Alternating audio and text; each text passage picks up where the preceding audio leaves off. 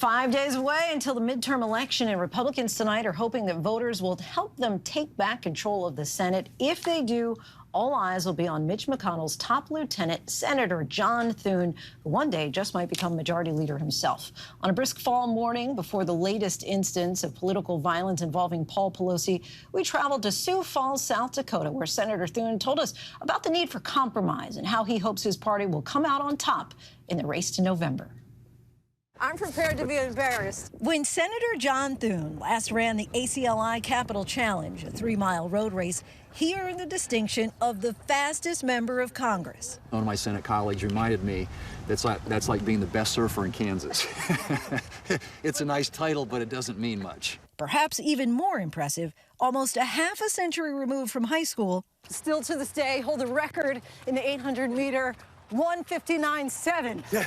That's well, impressive. It's actually .57. They got it wrong on the board. Oh, is that right? On a rainy morning in South Dakota, the state famously known as the home of Mount Rushmore, the Senate Minority Whip, who's now seeking his 4th term, tells us his political aspirations all began with a chance encounter after a high school basketball game. Let's start in 1976 and how one missed free throw shot really kind of shaped your political career. My start in politics kind of started with a basketball game on a Friday night. A congressman showed up and watched, and then he came back. It was a tournament. We were playing again the next night. He says, "I noticed you missed one last night." And I'm like, "Who's this smart aleck?" He introduced himself as Congressman Jim Abner, and eventually when I got out of grad school, he offered me a job.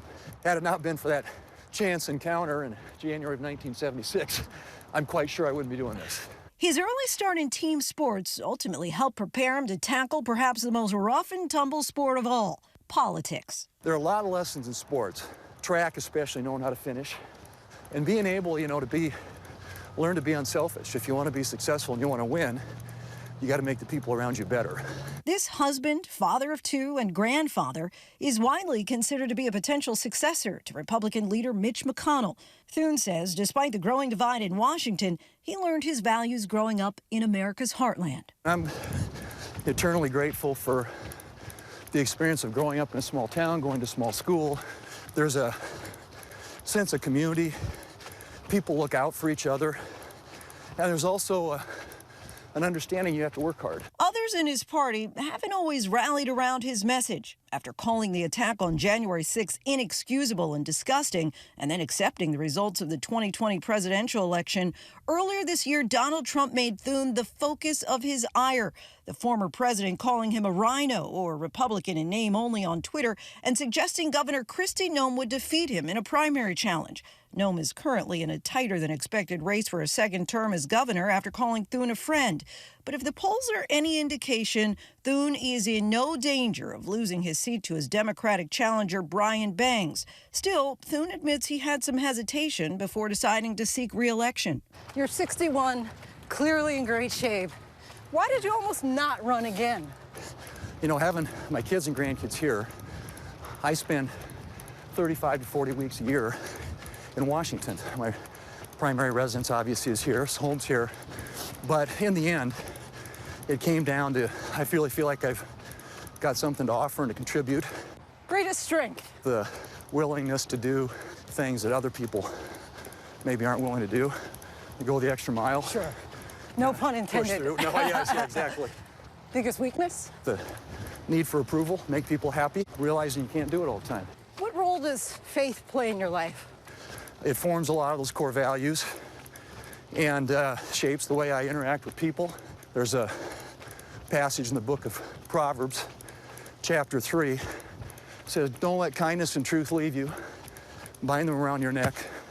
Write them on the tablet of your heart, and you'll find favor and good repute with both God and people." He's taking that scripture and running with it in the hopes of helping to steer his party in what he believes is the right direction. What concerns you most about the direction of the Republican Party right now? I want our party to be a party that appeals to people's hopes, not preys on their fears. And I think there's a lot of division in the country today. People are scared. There's a lot of fear. And we ought to be the party that raises their hopes and their aspirations. Thune says sticking to core conservative values is necessary. Initially, it seemed that you supported Lindsey Graham's 15-week abortion ban. Subsequently, you've said that you feel like the federal government should get out of the abortion business.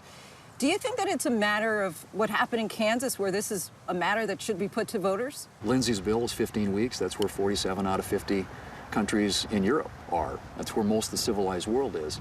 At some point, there will be a consensus that comes up around, I think, this issue, and probably starts at the state level, eventually maybe at the national level. Despite the increasing number of mass shootings in this country, Thune still tries to justify providing access to the type of weapon used in many of the attacks. In my state, they use them to shoot prairie dogs and, other types of varmints. You've talked before about AR-15s and how people here in South Dakota often use them to shoot prairie dogs. Now, these are animals that are normally 12 to 16 inches, 1 to 3 pounds. Is there another gun that could be used? My whole issue on how people use their firearms, it's their Second Amendment right. And if they're legal uses, if they use them to shoot targets, if they use them for home protection, that's their prerogative. That's their Second Amendment right. Despite many of his traditional Republican stances, with the need for a new farm bill next year, Thune acknowledges the potential impact of climate change on the future of his state, where agriculture is its bread and butter. Is there a conflict with those who are fighting against climate change and those who are fighting for farmers? Agriculture is a basic core industry in America, as is energy. If you're looking for a solution to carbon emissions in the country, I think there's a way in which agriculture can contribute to that. And I think that people who think everything's got to be electric vehicles have got to get realistic. What do you say to maybe give hope to that person who's feeling so much just frustration about what isn't getting accomplished in D.C. these days? Well, I share that frustration, and I understand it. I get it. In both sides, there are folks who are sort of dug in and just want to fight. I mean, they want attitude. But I think the broad middle of America want solutions, and I think that we as leaders have to articulate not only in terms of tone, but also in substance, how we're going to help them achieve those solutions. I got a little head start. Despite his lengthy stride and seemingly effortless speed, politically, Senator Thune is more likely to be found toward the middle of the pack, somewhere on the right. Still, in the race to November, he's hoping to chalk up a W to help his party get to the finish line ahead of Democrats in this final sprint. Whoa! You hear that? How you feeling? Got another bad start there. Our thanks to Senator John Thune. Hi, everyone. George Stephanopoulos here. Thanks for checking out the ABC News YouTube channel. If you'd like to get more videos, show highlights, and watch live event coverage, click on the right over here to subscribe to our channel. And don't forget to download the ABC News app for breaking news alerts. Thanks for watching.